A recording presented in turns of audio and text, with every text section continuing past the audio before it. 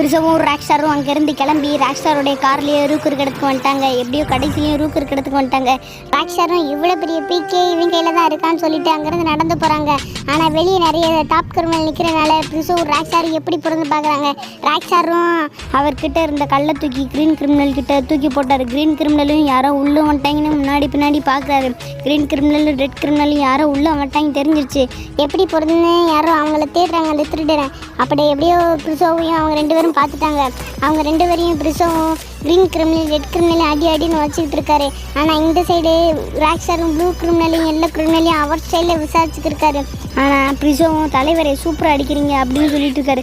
அதுக்கு ராக் ஸ்டாரும் நம்மளுக்கு நேரம் இல்லை, நம்ம எப்படியாவது உள்ளே போய் ஆகணும் அப்படின்னு சொல்லிட்டு சேஃபாக உள்ளே போயிட்டுருக்காங்க. ஆனால் அவங்க ரெண்டு பேரும் போகிறத அங்கே இருக்க ரெட்டு கிரிமினலும் அவங்க ரெண்டு பேர்த்தையும் பார்க்கல. எப்படியோ சேஃபாக பாதி தூரம் உள்ளே எப்படியோ வீட்டுக்குள்ளே வந்துட்டாங்க. இதுக்கப்புறம் என்னென்ன மறக்காமல் பாருங்கள்.